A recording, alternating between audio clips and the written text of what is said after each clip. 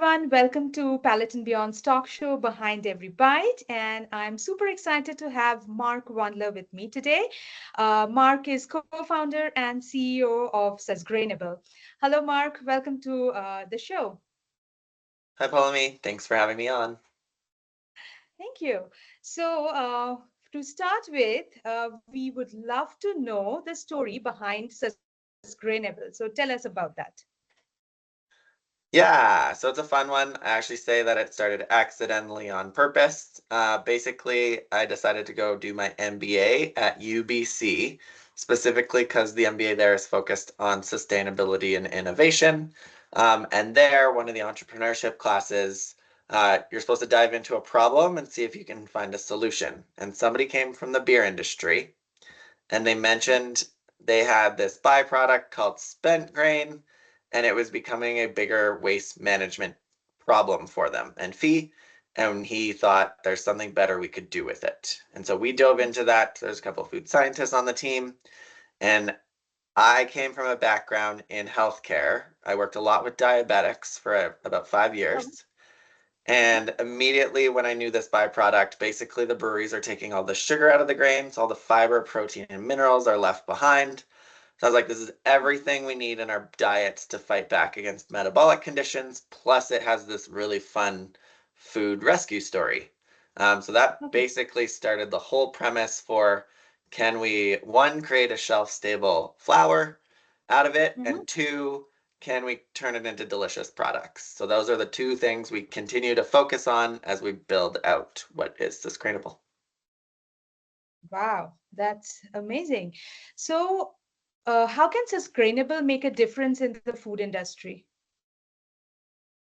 Honestly, anybody focused on upcycling can make a difference. There's statistics that said it's a $49 billion opportunity. There's new statistics that say by 2027 it's going to be a $97 billion opportunity. I think that's just because Mhm. there's awareness is growing about it so much, and we're Okay. realizing just how much of lost value there is. Um, Hmm.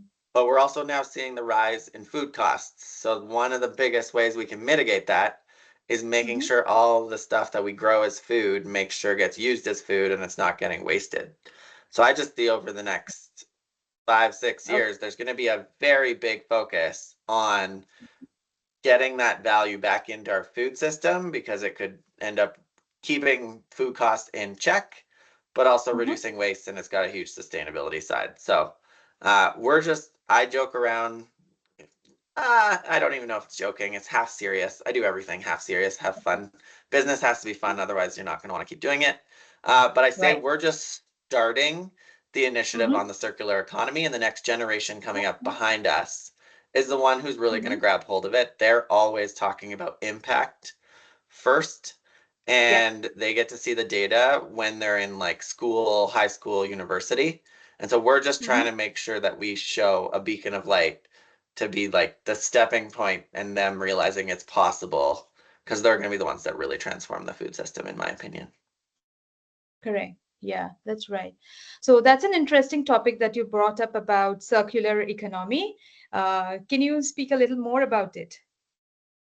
Sure. So I got introduced to the concept during my MBA, different class. And professor's name's Justin Bull. He really had Mhm. a data centric approach to it. And Okay. I just became completely consumed with the concept. A linear economy, literally, there's like so much waste involved. And the circular economy is constantly meant to be this sustainable economy. And so it truly is about working together as Mhm. opposed to competing. So I like to use the term Mhm. coopetition because there's always a little bit of competition for market share and stuff. But you Okay. don't need to be competing on everything. There's a lot of things you need to collaborate on. So food waste, for example, is such a complex problem that you need to Mhm. start collaborating on the solutions before you even start competing, which is why I Okay. go out to competitors early. But it's based on Mhm. a couple premises, big pillars, making sure we reduce waste. So it's not just a food principle, but it's Yeah. to every sector.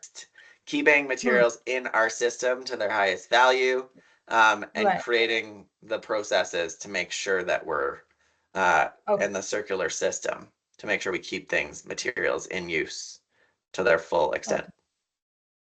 Okay. Yeah, that's good to know. So talking about Susgrainable, what kind of products are available in Susgrainable?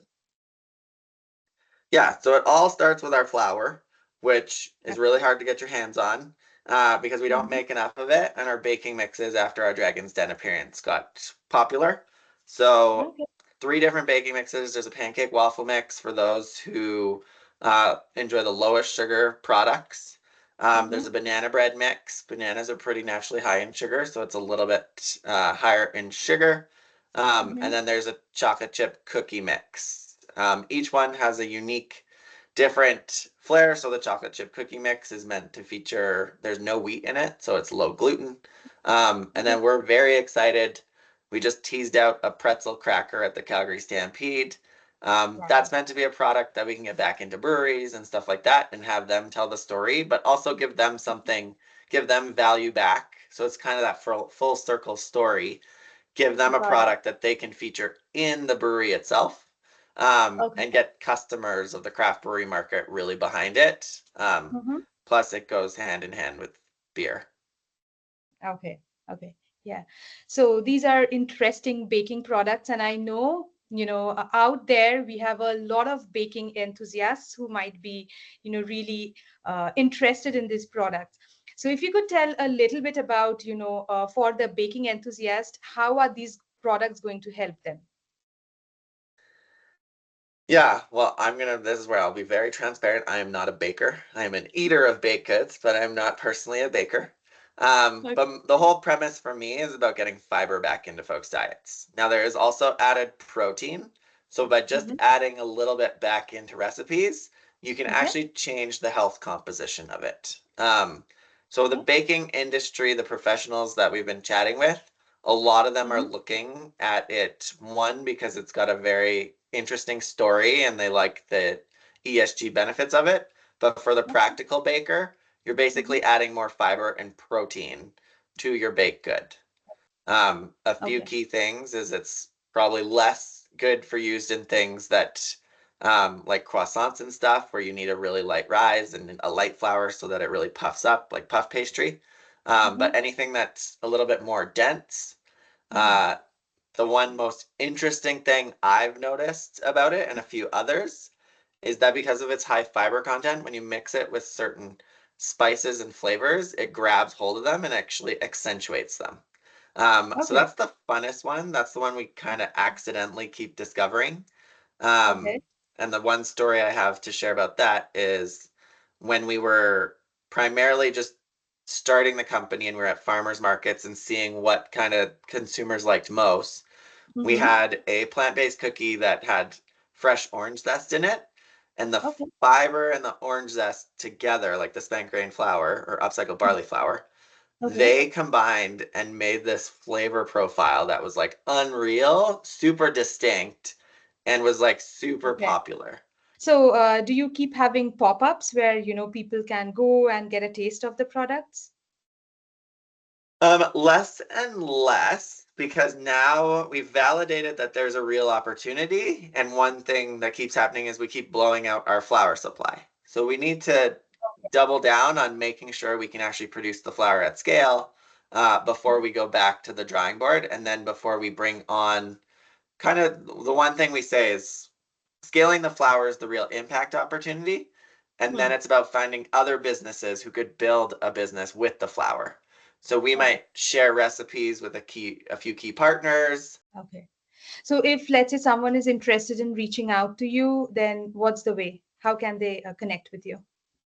Yeah, so we have a great few junior marketers who monitor the Hello at Susgrainable account, but they can also reach out through our Instagram account. Okay. I'm very active on LinkedIn. That being said, uh, I get reached out to a lot directly. That's probably the best way to directly get me. Okay. But I will say, if anybody reaches out on LinkedIn, don't just add me, add a little message saying you heard this podcast or somewhere. That's good to know. So, what is Susgrainable's most loved product? Depends who on the team you asked. Um, I honestly think it'll be the pretzel cracker. Sales Okay. wise, the banana bread outsells everything else. Uh, the cookie has a very big cult following. So I will say Right. the people who fall in love with the cookie, it is very distinct.